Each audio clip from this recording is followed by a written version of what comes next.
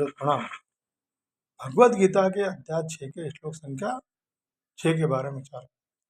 वज्ञान तिमिरांधस्य ज्ञानांजन शलाकया चक्षुरुन्मिलितं तस्मै श्री गुरुवे नमः। नमो विष्णुपादाय कृष्णप्रेष्ठाय भूतले श्रीमते भक्तिवेदांत स्वामी नाम।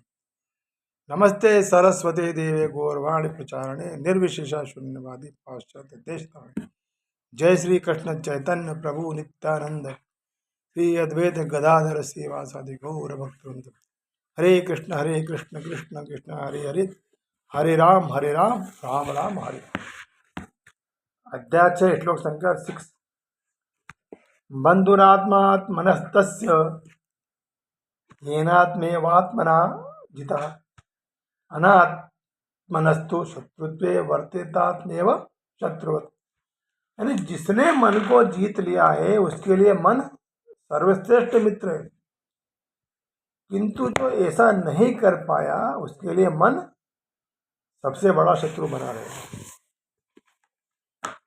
बंधुरात्मात् मनस्तस्य येनात्मेवात्मना जिता, यानी अपने में अपने के सिवा दूसरे की सत्ता है ही नहीं।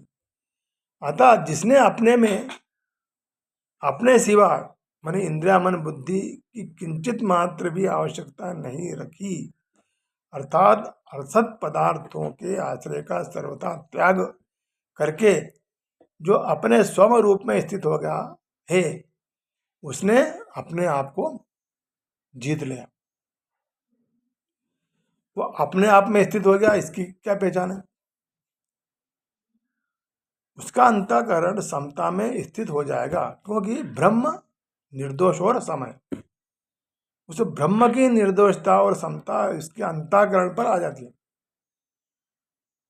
इससे पता लग जाता है कि वह ब्रह्म में स्थित है। तात्पर्य निकला कि ब्रह्म में स्थित होने से ही उसने अपने द्वारा अपने आप पर विजय प्राप्त कर ली। वास्तव में ब्रह्म की स्थिति तो नित्य निरंतर थी, केवल मन बुद्धि आदि को अपना मानने से ही उस स्थिति का अनुभव नहीं हो रहा था। संसार में दूसरों की सहायता के बिना कोई भी किसी पर विजय प्राप्त नहीं कर सकता,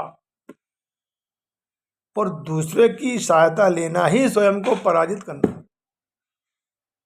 इसी दृष्टि से स्वयं पहले पराजित होकर ही दूसरों पर विजय प्राप्त करता है।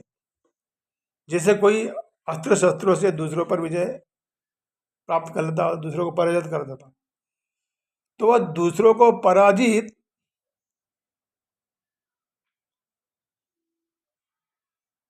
करने में अपने लिए अस्त्र शस्त्रों की आवश्यकता मानता है।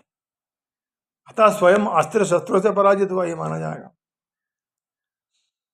कोई शास्त्र के द्वारा बुद्धि के द्वारा शास्त्रार्थ करके दूसरों पर विजय प्राप्त करता है तो स्वयं पहले शास्त्र और बुद्धि से पराजित होता है, और होना ही पड़ेगा। तात्पर्य निकला कि जो किसी भी साधन से किसी पर भी विजय प्राप्त करता है वह अपने आप को ही पराजित करता है। स्वयं पराजित हुए बिना दूसरों पर विजय प्राप्त नहीं कर सकता, यह नियम है। अतः जो अपने लिए किंचित मात्र भी आवश्यकता नहीं समझता वही अपने आप से अपने आप पर विजय प्राप्त करता है, और वही स्वयं अपना बंधु है। अनात्मनस्त शत्रुत्वे वर्तेतात्मेव शत्रु, जो अपने सिवा दूसरों की अर्थात शरीर इंद्रिया मन बुद्धि धन वैभव राज्य जमीन जायदाद आदि की अपने लिए आवश्यकता मानता है वही अनात्मा है। मतलब यह है कि जो अपना स्वरूप नहीं, आत्मा नहीं, उसको अपने लिए आवश्यक और सहायक समझता है तथा उसको अपना स्वरूप मान लेता है। ऐसा अनात्मा होकर जो किसी भी प्राकृत पदार्थ को अपना समझता है वह अपने आप ही अपने से शत्रु के समान व्यवहार करता है। यद्यपि वो समझता है कि मन बुद्धि आदि को अपना मानकर मैंने उन पर आधिपत्य कर लिया है, उन पर विजय प्राप्त कर ली, तथापि वास्तव में वह खुद ही पराजित हुआ उनको अपना मान से। तात्पर्य निकला कि दूसरों से पराजित होकर अपनी विजय समझना ही अपने आप शत्रुता का बर्ताव करना। शत्रुत्व कहने में भाव यह है कि जो अपना नहीं है उससे मैं और मेरा पन का संबंध मानना अपने साथ शत्रुपन का मुख्य हेतु। इससे यह सिद्ध हुआ कि स्वयं प्रकृतिजन्य पदार्थों के साथ अपना संबंध स्थापित कर लेता है तो यहीं से शत्रुता शुरू हो जाती है। मनुष्य प्राकृत वस्तुओं पर जितना जितना अधिकार जमाता चला जाता है उतना उतना वह अपने आप को पराधीन बनाता चला जाता है। इसमें भी वो मान बढ़ाई कीर्ति आदि चाहता है और अधिक से अधिक पतन की तरफ जाता है। उसको दिखता है कि मैं बहुत अच्छा कर रहा हूँ, मेरी उन्नति हो रही है, जबकि बात इससे उल्टी है।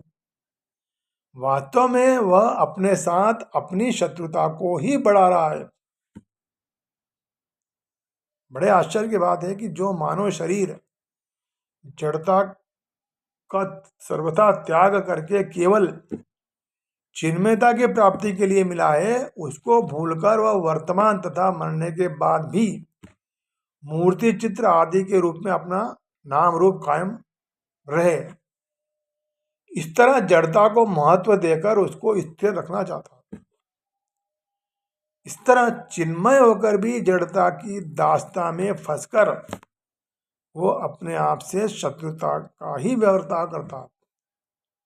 शत्रुवत कहने का मतलब यह है कि शरीर इंद्रिया मन बुद्धि आदि को अपनी समझकर वह अपने को उनका अधिपति मानता है, परंतु वास्तव में हो जाता है उनका दास।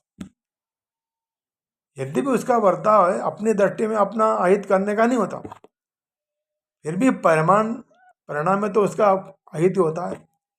इसलिए भगवान ने कहा है कि उसका बर्ताव अपने साथ शत्रुवत अर्थात शत्रुता की तरह होता है।